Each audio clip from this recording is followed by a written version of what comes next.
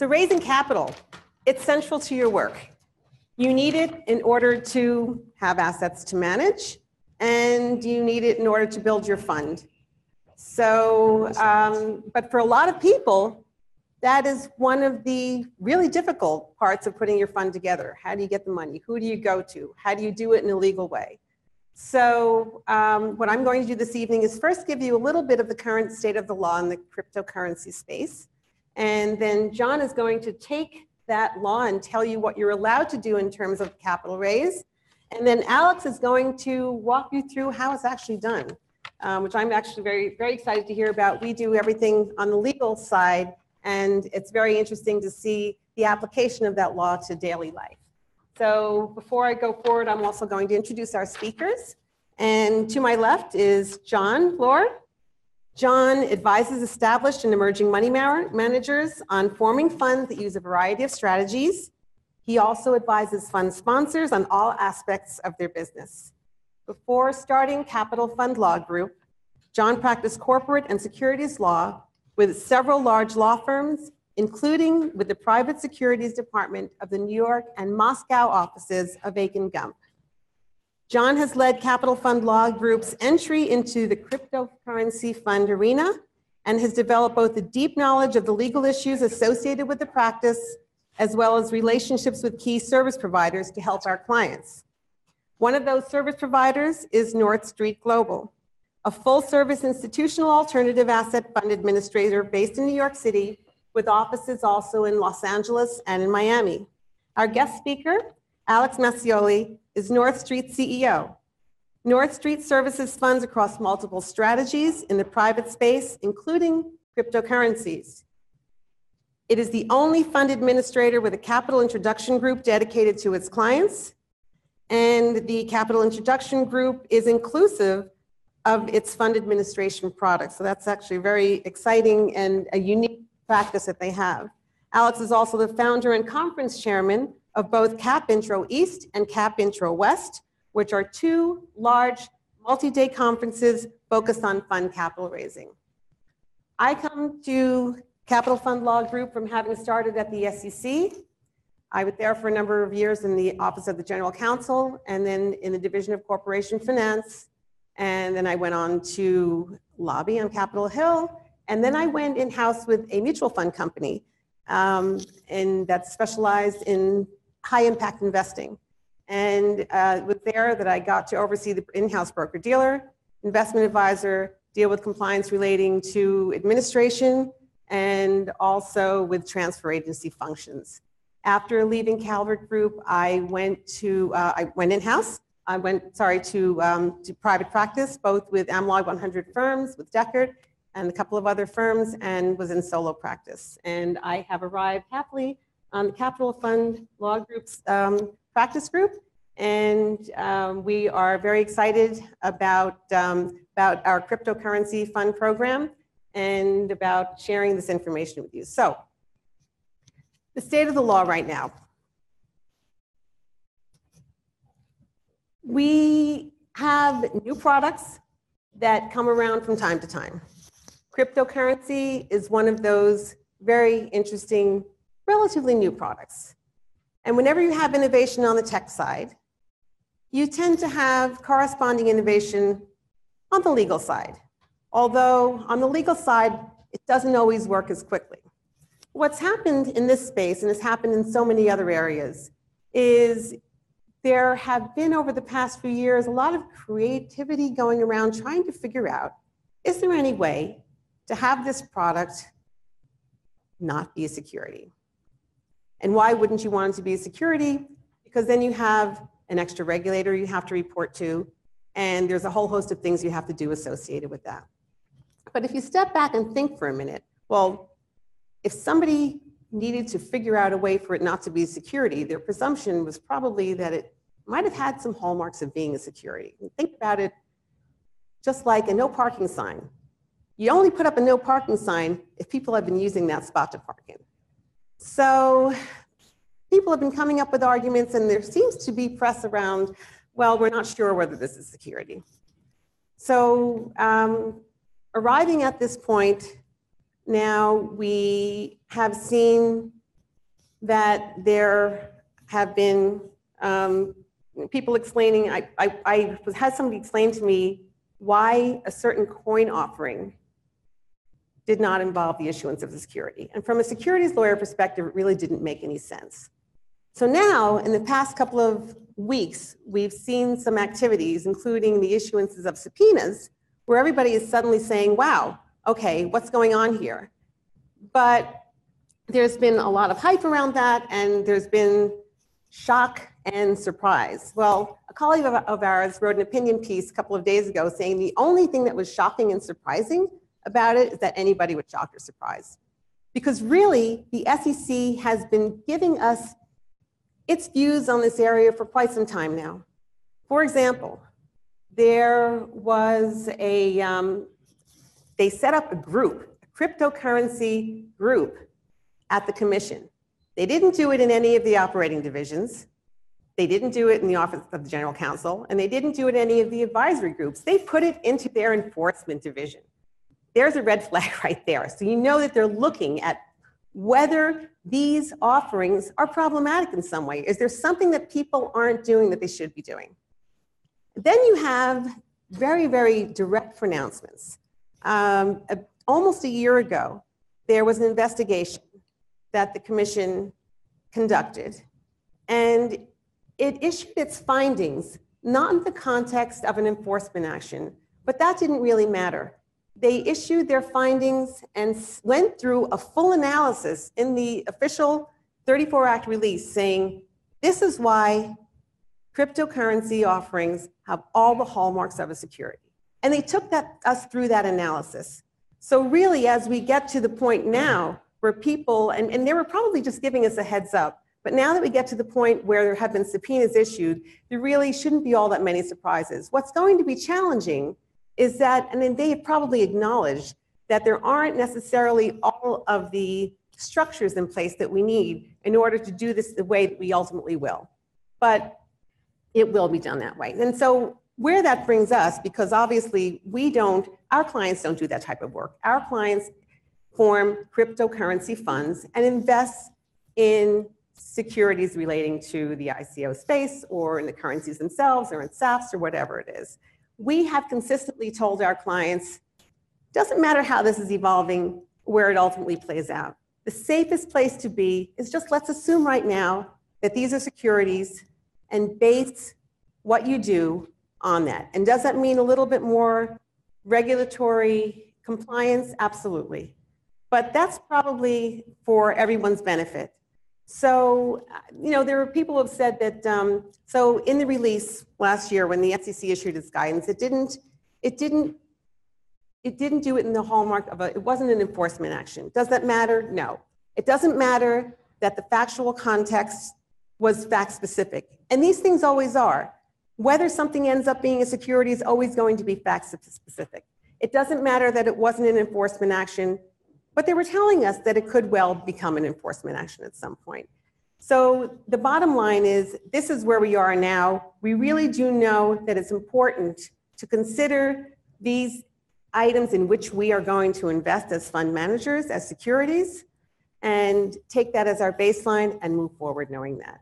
So knowing that that's our baseline, John is going to be our first presenter and is going to let you know the proper way to raise money, understanding that what you're going to invest in is most likely a security.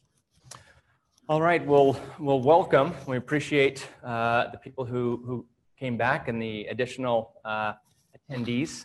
We've got pending investment funds, current funds. We're honored to have the presence of several people from the media and a number of service providers that we've worked with for some time. So this second cryptocurrency fund webinar and workshop is geared towards capital raising. And on March 7th, a major release came down that has given some light to what we talked about in our last presentation. I went through a fairly detailed explanation, and you can find on our website a transcript of that presentation. But we talked about the accredited investor standard and how that's the baseline standard, and then the higher qualified client standard.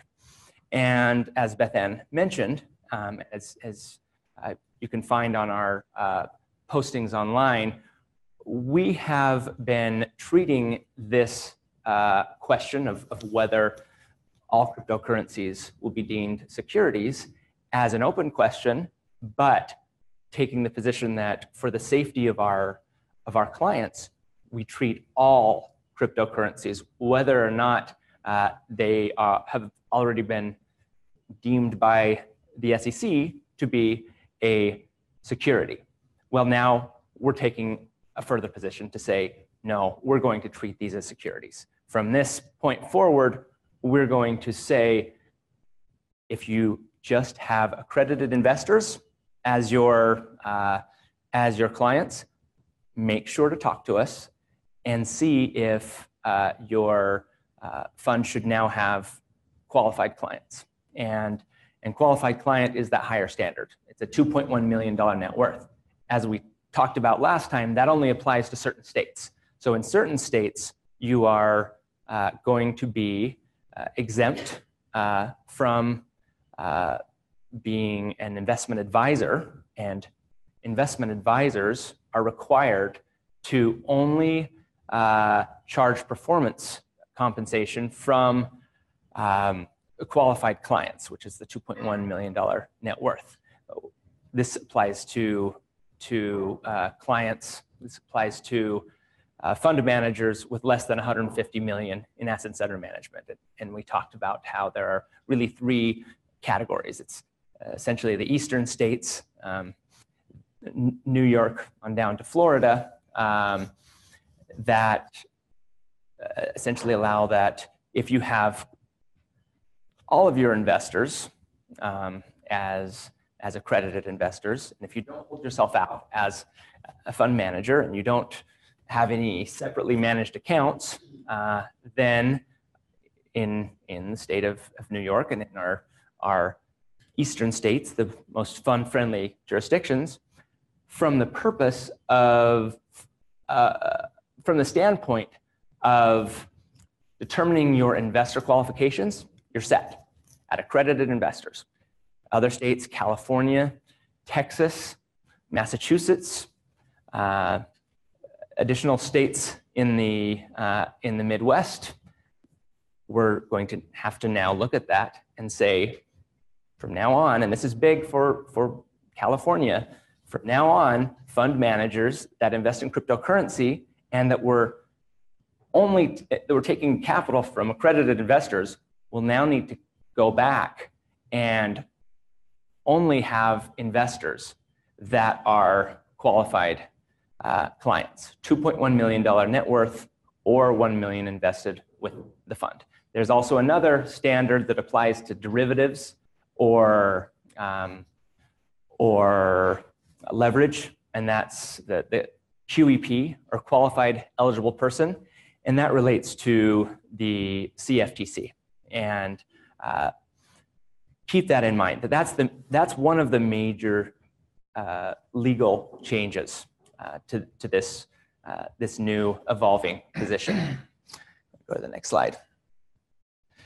So we have two different areas that we wanted to talk about tonight with raising capital. One is the more practical, how do we raise capital from a business perspective? What tips might we have?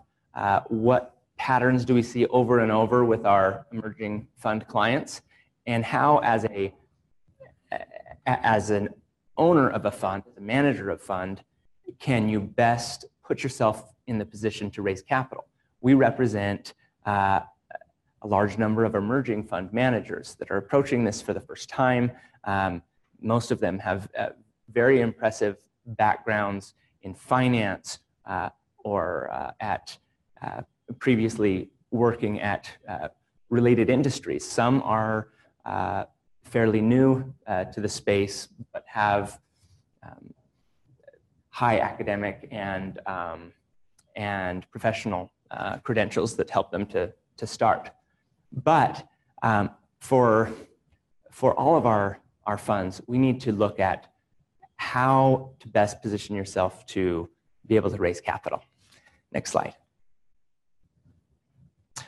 Okay, so first the business factors. The first is performance, and performance will always be important, but it is actually a fairly low point on our checklist when seeing if a fund manager is ready to go. The assumption in cryptocurrency is that the manager has had enough experience that they have been able to show a successful track record. Now, obviously, we're in a market correction period, and we're not sure how that is going to go. We're actually seeing a large influx in funds right now. February and March have been unprecedented from our firm in terms of initial fund formations and clients reaching out to us because of the market condition. Next is the background. So your background, making sure that you either personally have a strong financial background or otherwise impressive background, and that's closely related to your specific strategy. Next is a compelling fund strategy. And so by compelling fund strategy, I'm saying more than just a good track record. I'm saying a strategy that pairs your own experience with the specific investment opportunity. We find a lot of our most successful fund managers have found a very narrow niche in the market whereby they can opportunistically identify a strategy or sub-strategy that allows them to benefit in this initial launch. And we're talking about fairly small funds, generally sub 10 million at launch. And this is a way to start the first fund with a positive track record to be able to grow. The point I make over and over with the compelling fund strategy is, for most of my funds, narrow the focus. Trying to be a fund that's everything to everyone now tends to make capital raising problematic. Rather, having a first fund with a straightforward and narrowly tailored strategy to allow you to either create additional funds or to later expand the functionality of the fund. And finally, the initial base of capital. Now, this one is a major issue. Next slide.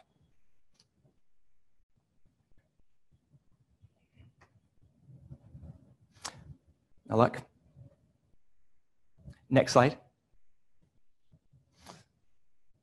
Okay, so the most predictive factor for capital raising is the initial base of capital.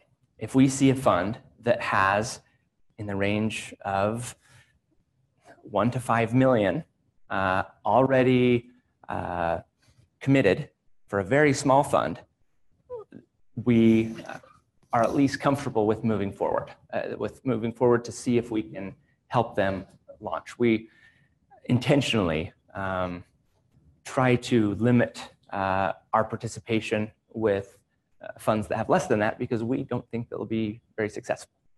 Most funds are going to get enough traction once they have about 1 million, and that's bad news for a lot of emerging managers because they're smart and they have abilities, but they don't have access to capital. However, we don't want to leave the question there.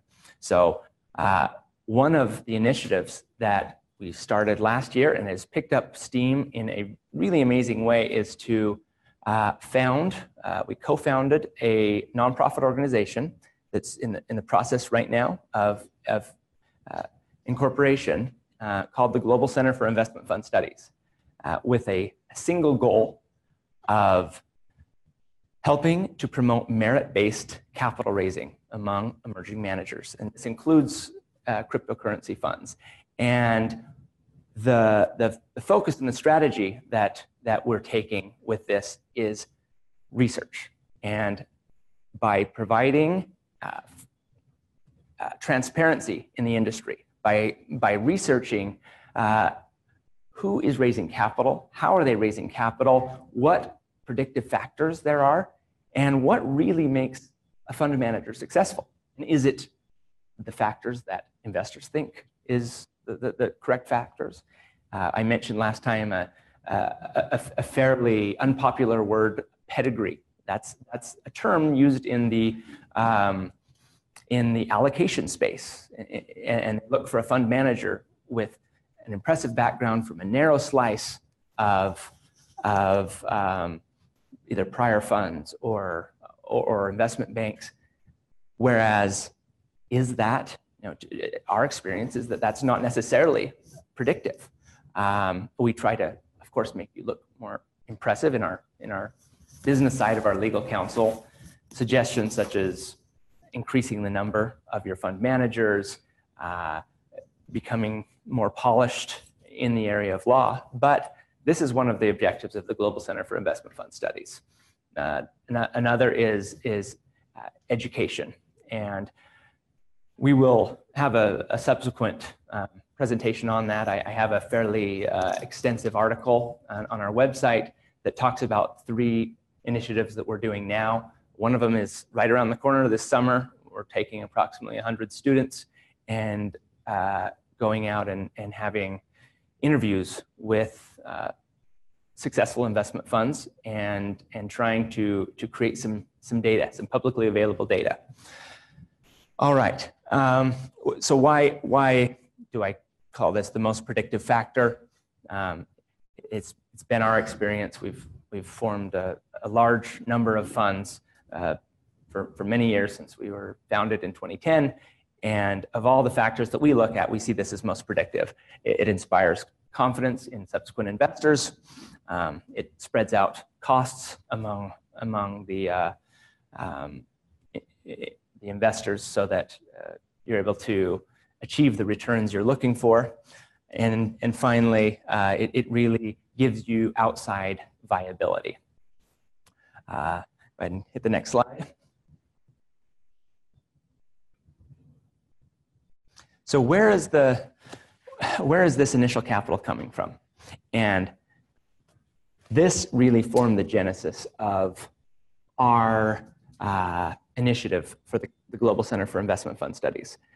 What I didn't tell you last time, because it's discouraging, is in addition to having a strong background, having a high consistent track record, and in addition to your own abilities, is your own access to capital, largely from family and friends. And so a manager that is highly connected, either from personal wealth or from wealthy families, are going to be more successful, not on the basis of their merit, but on the sheer volume and the momentum that creates. Well, this is not serving investors, because in part the reliance on this initial base of capital could be misguided. A family-based investment is by definition not fully merit-based. So how do we solve this problem? And how do we help very smart, effective, connected fund managers overcome this? Well, there are a number of ways, and Alex is going to talk about one of them, and that's access to capital from service providers, access to capital by growing your network, attending certain events, and really trying to grow by sheer numbers. The larger the number of managers, the more likely access to a large capital base. And so merit-based capital raising, it's a topic that's near to me. I've been working on this issue for 5+ years and excited about what we're going to be able to do with it. Get the next slide. Okay, so legal issues. And let's get back to cryptocurrency. So legal issues relating to your capital raising that are important, that are critical. First is before you even launch your fund, before you certainly cut a check to any service provider, you need to understand in your specific jurisdiction what the investor qualifications are. There is likely going to be only two. One, accredited investor.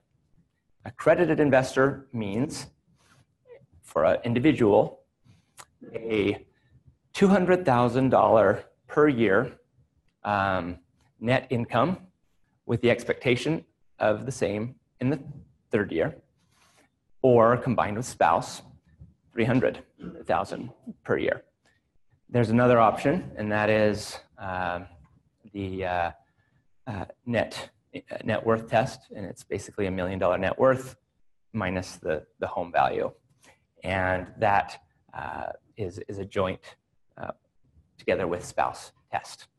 So that's the accredited investor standard. That's the easier standard to meet. The next is the qualified client standard. Qualified client standard has to do with the SEC. That's the big one I was talking about, that fund managers in California, in Texas, in Massachusetts, as well as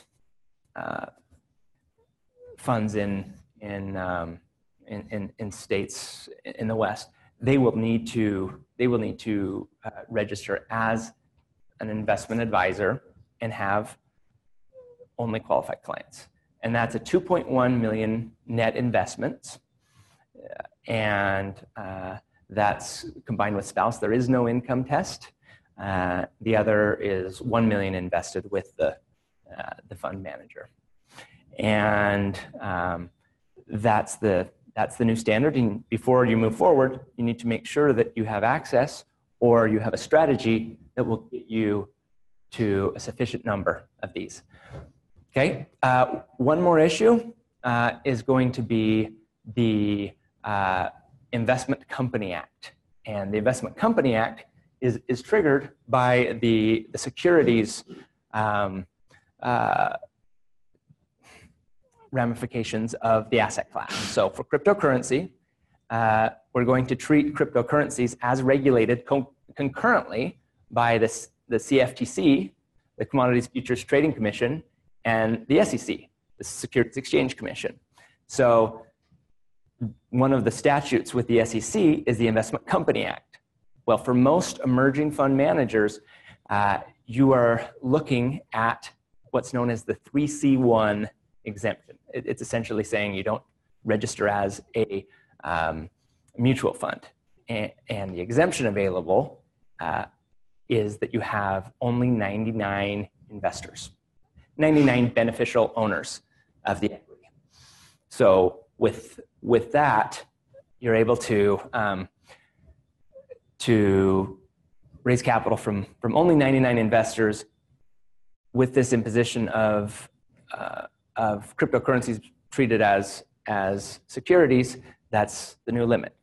So first issue is just making sure that your potential base of investors includes these people.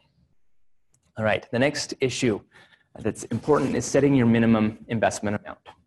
So with emerging fund managers, you're looking for investors that can put a sizable amount of capital into the fund. Now, ideally, you'd be able to get investors that had access to 250,000 to 500,000. That tends to be the standard for an emerging small fund in the standard hedge fund, standard equities. But what we're finding in this area is there's a lot lower threshold. And so even fairly wealthy individuals are only putting in 100,000 and sometimes even 50,000. We've got to make sure to keep that amount up so that in subsequent capital raising, you don't have a number that's so low that it makes you look like a less sophisticated fund. All right, and then finally, we've got areas of fraud, making sure that you have a very well disclosed offering document. There are two ways that a fund can get in trouble. One is that you do something technically wrong with registration. Fail to properly register, fail to properly make a filing that you need to do. Well, these issues could generally be handled by good communication with good legal counsel. So I don't tend to lose a lot of sleep about those issues.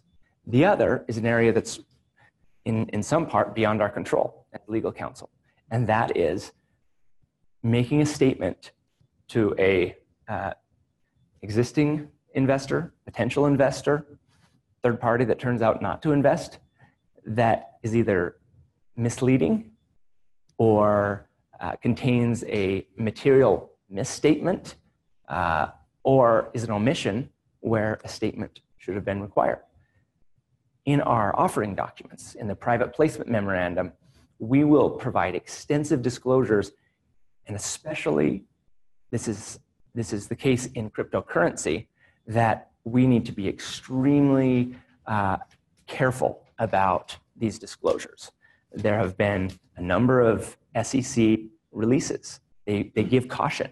It's time, if you're an existing fund manager, for our clients, we're already working on this, but if you're represented by other counsel, go back to them and tell them we need to talk about updating our risk factors based on the March 7th SEC release. And it gives specific guidance to investors. This release, I'm not going to go into detail with, but it talks about exchanges and their need for regulation. And that gets me to well, let me talk a little bit more about this, this disclosure. Your risk factors are only one portion of your disclosure. We can put in boilerplate risk factors for to cover every possible scenario. They're going to be of limited value. It's the risk factors that identify a specific issue that are going to be more helpful. And in fact, an overuse of non-applicable risk factors can sometimes be problematic. In addition to that, the actual disclosure of your strategy needs to be very carefully maintained, and you need to keep that current as you progress. Next, we've got the issue of when we have a risk factor, or we have a disclosure that in some way would be not be misleading when we launch the fund, it can later on be deemed misleading as you make changes along the way. So going back for my last point, going back to this issue of exchanges, how does this release change our approach to exchanges? Well, if you're one of our clients, you know that we've already been advocating strongly for use of only the most reputable exchanges. This is important for cybersecurity. This is important for potential custody issues. This is important for fraud issues. And this is important for regulatory compliance. Different exchanges are employing different levels of KYC standards and security standards. And it's no surprise which ones are the strongest. Well, we are predicting that funds, and we would admonish our funds certainly to do this, to gravitate more and more towards the more established exchanges, because they're going to be the ones that are going to most quickly and most effectually comply with these regulations. What about ICOs? What about cold storage? Well, for cold storage, you want to deal with a custodian, or really quasi-custodian. It's not quite a custody relationship.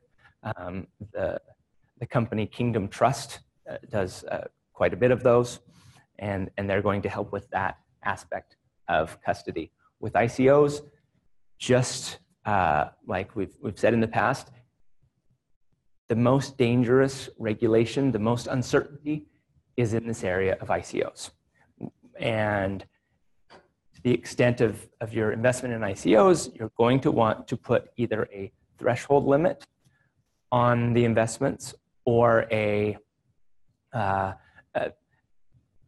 very strong disclosure of why you're investing in a particular class of ICOs. But generally, we're not seeing a lot of funds that are placing a large percentage of their portfolio into ICOs. Generally, not more than 20. But we'll have to watch and see where that regulation goes. The best we can do right now is be extremely cautious and keep in close communication with your attorney. Thank you. Thank you. Alex. I got two risk factors to add to that. One, I drank too much water setting up here, and the other one, it's rather dark. But everything John has said is spot on. All those points, those bullet points, having them in place is what you need to attract investment. A couple of things is, one, I sit in a unique position. So we have 2 annual conferences every year where we have hundreds of investors, hundreds of fund managers. They come together and they do one-on-one style meetings for 2 days. So I get to hear the managers going, what do you think of this investor? And I get investors coming up to my ear going, that really stinks, whatever he's doing. So we get to hear both sides. It's very interesting. And from that, there's a few details on top of the points that he says, which are pedigree, your track record, which in this case, it's pretty difficult, right? So what are you going to say? Sally's been trading. It's been less than a decade. You've only been in a large bull run economy. So any strategies haven't been tested. You have to differentiate yourself. We want this to be a security. We want this to be regulated because now you can package it up and you can sell it as a product that investors feel safe with. So what are some things? Cryptocurrency reminds me of gold, right? So maybe an inflationary measure. People go, well, what's the tangible worth? Well, maybe it's the worth of the underlying blockchain. Okay, so there's definitely a need where investors want to use these securities to offset what is now becoming a risk trade market, right? You have 10-year treasury at 2.84. You know, it gets a little dicey above 3. At 4, you have a correction. So people are looking for different outlets. You have institutions, they're sitting on the sidelines. They're waiting for the CFTC, the SEC to make up their minds. What are we going to do? The scariest part of this whole thing is when the regulators are trying to figure out what we're going to do with this, nobody wants to step in. High net worth individuals, family offices, I think those are the takers right now. Our conference in San Francisco in January, we saw maybe about 20% of the attendance was crypto funds. We saw a lot of the single family offices and high net worth individuals being attracted and taking meetings to them. Whether they're going to do a direct investment or not is still yet to be said. You have the regulatory issues, but at least they're interested and they're seeing how it's going to fit into their portfolio to diversify, to hedge some of their other bets. Capital raising. The first thing you need to do is you need to institutionalize your fund. So you have a fund, I'm going to be a fund manager. You need to surround it. So you need somebody like these guys. They're going to protect you. Okay, you can't just go out and set up docs and do it yourself. Don't go to your real estate lawyer and say, can you set up my fund? These guys are going to mitigate all the risk that happens, and they're going to mitigate a lot of risk for the investors. They also set the rules. These guys, what the sub-docs are the rules that everybody follows. It's the Bible for us, for auditors, for investors. Next thing, the fund administrators, such as us. We're a third-party independent financial reporting and accounting function. Numbers can't be pumped, can't be inflated, can't be changed. There can be no fraud. Having a party that has no skin in the game overseeing all the books and records. Third thing, auditor. So you have an auditor. Well, the cryptocurrency hasn't been around in a long time, so the auditor and all of us, we need to have some sort of experience in it. Pick one that's correct. Don't go strip mall accounting. Investors want to see this. They want the names on the books. And that's probably the single, I'd say you walk in a room, people judge you by your shoes. That's what investors judge you the minute they walk and sit down at a table with you, is who's on your book. How have you surrounded yourself where you're going to protect my investment? You guys are going to be fiduciary. How many people here are fund manager currently? How many people here are looking to start? How many people here for the free wine? So starting the fund, you have to do it systematically. You have to do correctly, and you have one chance to do it. Because if you get off on the wrong foot, the investors, you're going to lose your reputational value in being that fiduciary. They're giving you money. And if John said, give me $100, I'll manage it for you. Okay, give me $1 million? Well, hold on, John. There needs to be safeguards and protection. You need to have a marketing plan, okay? So you need to budget things wisely.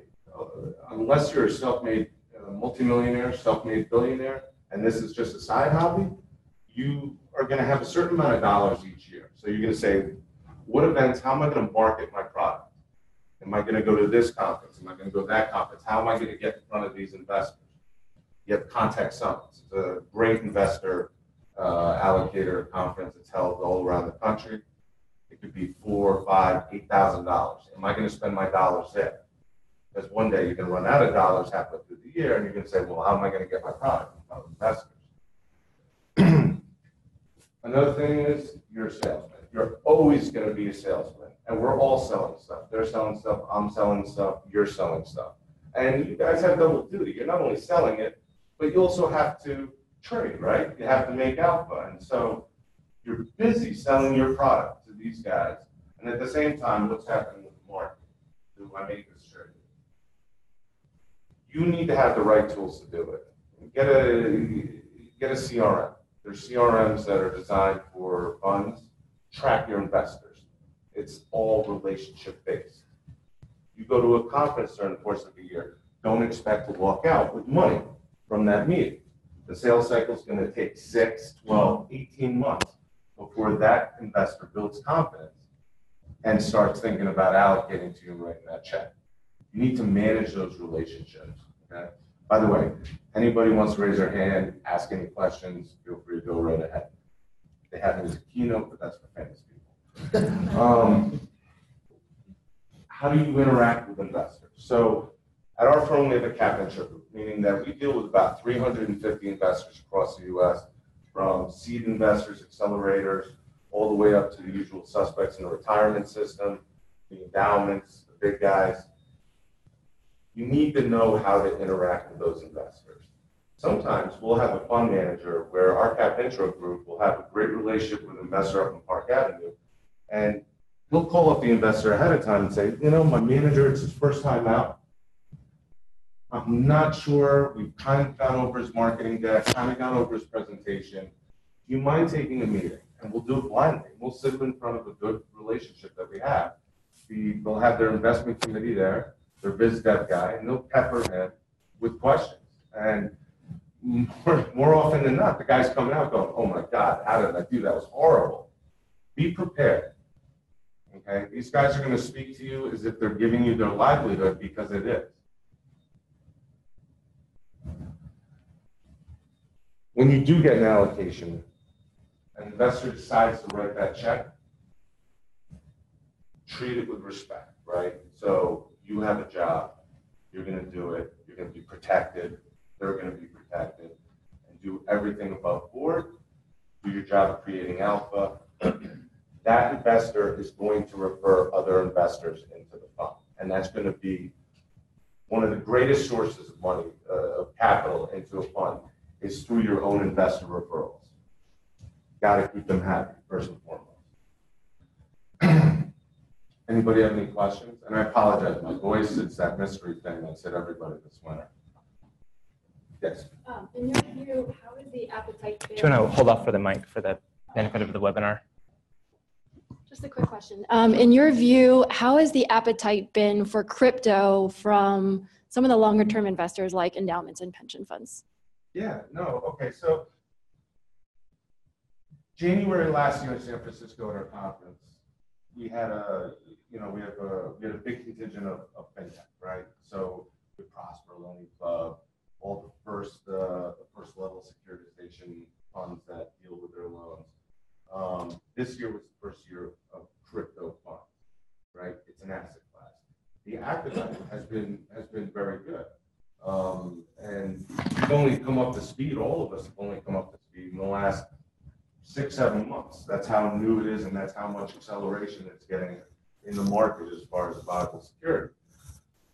The problem is right now the investors that are going into it tend to be friends and family, right? So we have a fund in Hong Kong. The fund has $79 million in it in crypto, but it's 5 of his friends. And they're all, 29 years old, and they haul through it in $20 million in crypto, and they're going. The single family offices, they have the ability to invest at their own discretion, and they're going into it. They like the diversification. The pensions and the endowments, they're sitting on the sidelines, and I had this conversation with the San Francisco retirement system and the San Jose retirement system in January. They like it. They want to get into it. They're waiting for the SEC and the CFTC to create the rules, because that's what protects them, and that's why we want that regulation around it. We want to be able to wrap this product up. Who actively, who's the fund manager? And you actively embrace funds? And you as well? No, sorry. Oh, okay.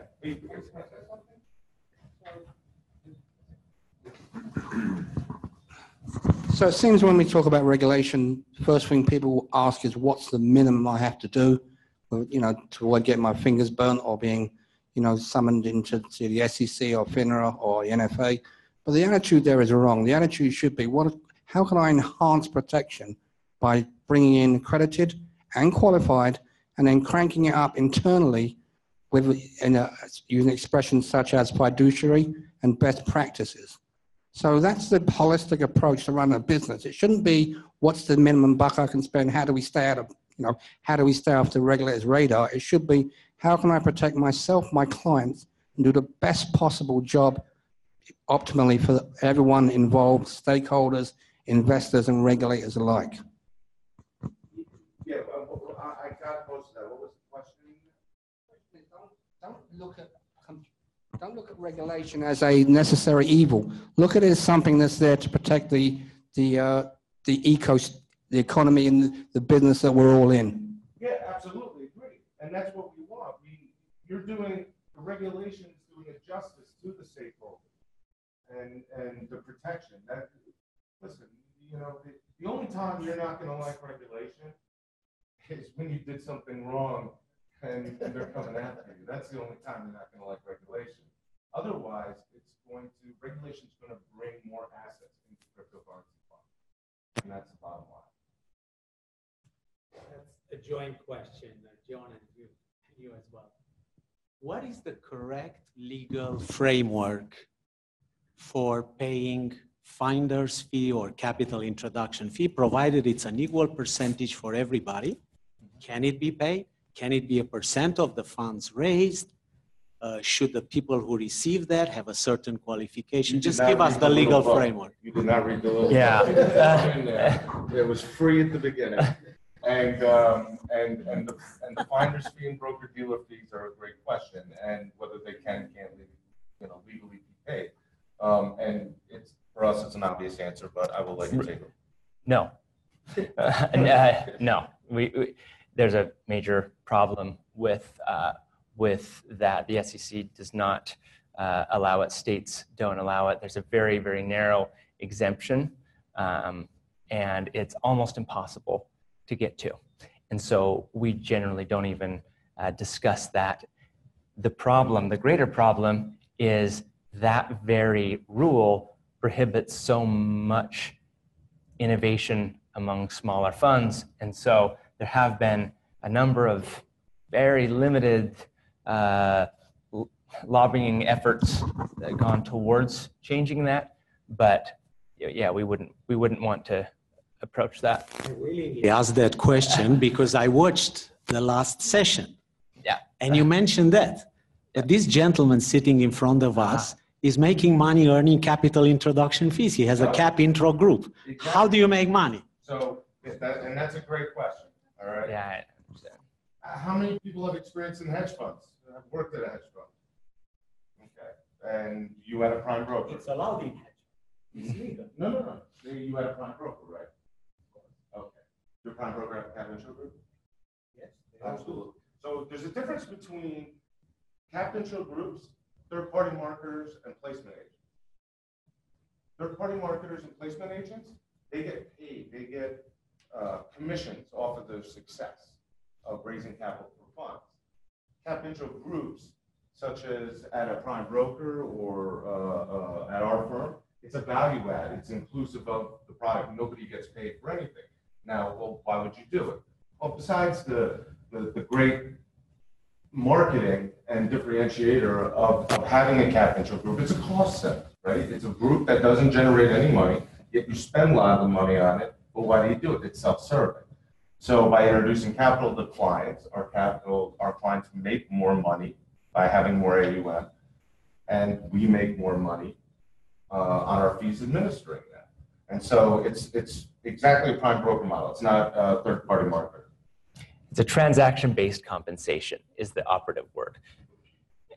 You cannot pay transaction-based compensation for the introduction of capital except to a FINRA registered broker-dealer or a registered investment advisor. Now, the key is if you are paying on a percentage of the capital introduced or as a contingency of whether the capital is introduced. That is the meaning of transaction-based, contingent or percentage. You can, in fact, pay, and there are certain conditions where you can pay. So it can be done. I apologize. I did not mean from that. When I heard the word finder, that's usually the end of my my hearing. A person that you pay. Oh yeah. And we wouldn't call them finders. We'd call them placement agents, or we'd call them broker dealers. So you cannot pay a friend because yes, exactly. So once you have an official, exactly. It can be done as a percentage of the capital raise. Absolutely, so long as it's gone through. As long as it's Gone through FINRA. Okay. A finder is a negative connotation to your friend. So what's the who's correct raising capital. term? Capital introduction. Transaction. A placement agent or broker dealer. Yeah. If it's Anything that is paid in success needs to be through a registered rep through a broker dealer. Okay. And don't try to get away with it by saying, oh, well, it's going to be a deferred consultant fee, because he'll tell you all day long. They're going to find out and you're going to get that for it. Thank you. Okay, so you mentioned that there are parties that are sitting on the sidelines, like the California Pension Fund and other parties, and they're waiting for some level of certainty. I thought that we've just heard from both the CFTC and the SEC. SEC says Howey test. What if it smells or looks like a securities? Probably is one. So let's be on the safe side of that and treat ICOs like securities and any association with it. Don't we have enough certainty then around the regulatory protocol to just proceed and know that we have some degree of certainty, or is there something that's not clear at this point in time? Because have you ever, she's worked there. Yeah. Have you ever had a rule passing comments go back and forth? The Jobs Act. I mean, how long did that take, right? So just because something passed in early March, there's going to be a lot of comments back and forth that are going to in places. I'll let her speak further to it, but it's a process. Yeah, I mean, I was a former regulator. So you've got a request for proposal or a request for comments that came out of the SEC. Is that where we are? Or do we have any final No, and rulemakings just on it? to clarify, this again is not our specific area of focus because that all is going to an area where we don't counsel clients. But in general, I don't see any rulemaking happening right now. What's happening right now is just a general pronouncement that that particular area of the law that what we're dealing with is a security. What happens next, I don't know if it's going to be in the context of rulemaking or just a type of exchange that gets authorized or developed or created within the context of existing laws. It's not clear what will happen next. All the commission has basically, its baseline has said, and that it's been saying since the middle of last year, is these are securities. If you're going to do anything relating to the issuance of these instruments, it needs to be done in the context of existing law. That's what they've said. Right, and It's a process. yeah, and I'll just make one point, and that is that the major areas of regulation that still need to be ironed out or still need to be developed are dealing with issuers and dealing with exchanges. So issuers and ICOs and what it looks like and what registration looks like and what's involved and who will be unable to access these markets because of the very high cost associated with them. And that's going to affect whether a given ICO would be successful or whether an exchange is going to be viable. And so there's a regulatory side that, yes, now we have some good certainty that this is a security, but what will that regulation look like? How will it impact market participants? And what will the resulting market makeup look like? And so I think it really is a market factor driven by setting the rules and then letting those rules play out in no action letters, in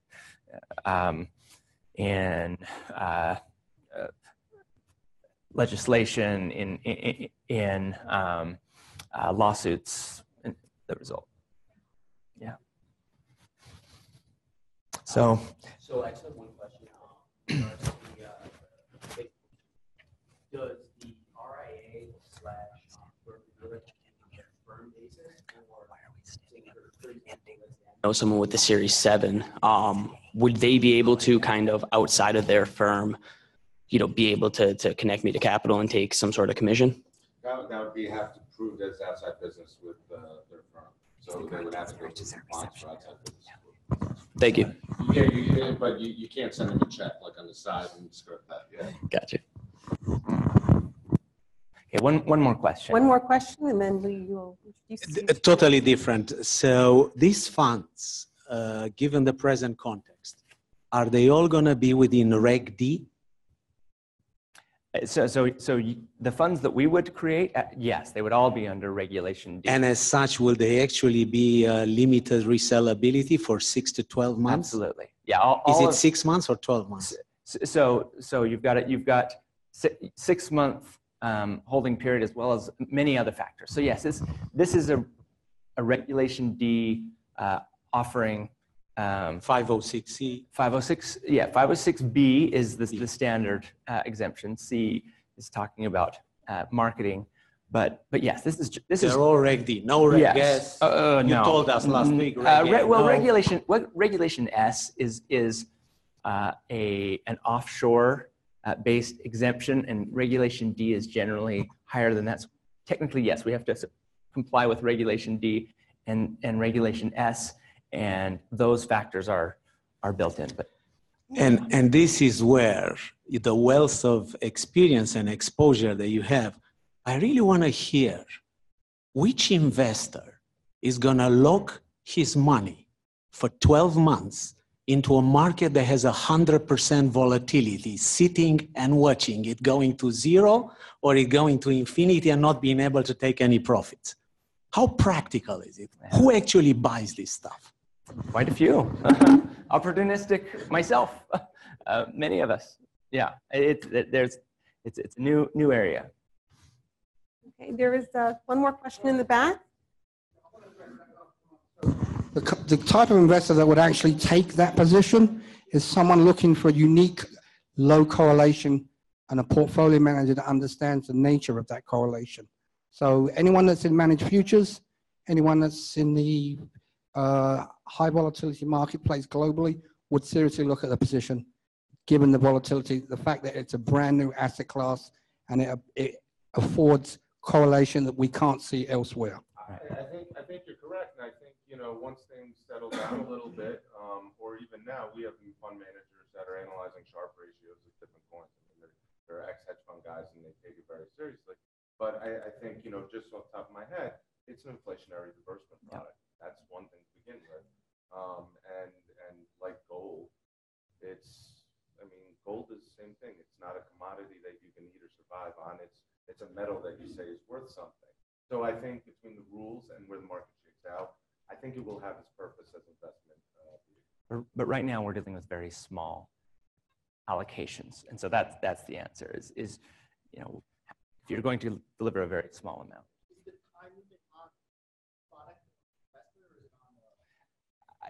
I wouldn't even get into that 6 month issue. It's actually a bit of a misnomer. You've got a lockup period, and then this particular type of investment, a hedge fund would be an open-end fund, and so it would have periodic redemptions, generally quarterly. So can't get into this now, but it's a closed-end fund where you would potentially be looking at resale in very narrow categories, and then you have an open-end fund where you have periodic redemptions. An open-end fund.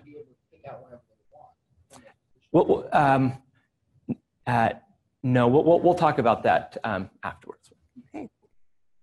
Thank you, Alex. Thank you, John. And thanks to everyone here. And we invite you now to a dessert reception. Thank you.